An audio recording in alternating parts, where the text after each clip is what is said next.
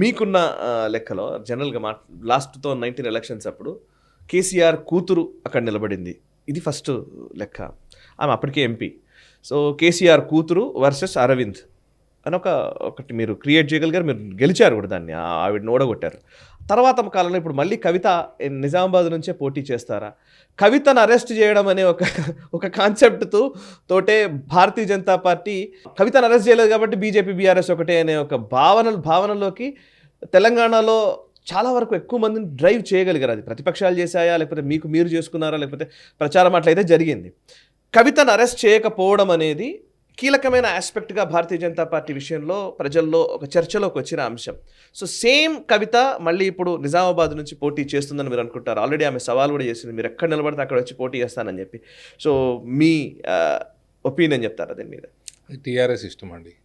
ఇప్పుడు I don't see TRS as opponent. Okay, for there అక్కడ కాంగ్రెస్ బీజేపీకి ఉంటుంది. ప్లస్ బీజేపీకి ఇంకొక విషయం చెప్తాను, ఇంకో స్టాటిస్టిక్స్ చెప్తాను మీకు. మాకు 8.5% వచ్చింది 2018లో. 2019లో 47-48% వచ్చింది. 40% ఓటు ఎక్కువ వచ్చింది మాకు 4 నెలల్లో. 8-9% రైతులు వేసుకున్నారు ఓట్లు. అసెంబ్లీకి అయిన పోలింగ్కి, పార్లమెంట్కి అయిన పోలింగ్కి దాదాపు 48-49% ప్రజలు క్రాస్ ఓటింగ్ చేశారు. నా 8% 48% అయింది. ఇండిపెండెన్స్కి 1-2% వచ్చింది, వాళ్ళకి 9% వచ్చింది. దాదాపు 48% ప్రజలు మోడీకి ఓటేశారు. ఓకే, ఇప్పుడు నేను ఈక్వల్గా ఉన్నా. ఓకే, మోడీ ఇమేజ్ ఇంకా పెరిగింది. అవును, బీజేపీ బలపడ్డది. It is a national election. So national election కాబట్టి మీరే ఆలోచించుకోండి అని చెప్పి వదిలేస్తున్నారు. సో మీరు అంటే ఇప్పుడు అమ్మో పోటీ చేయాలా అని అనుకునేలాగా చేస్తున్నారు.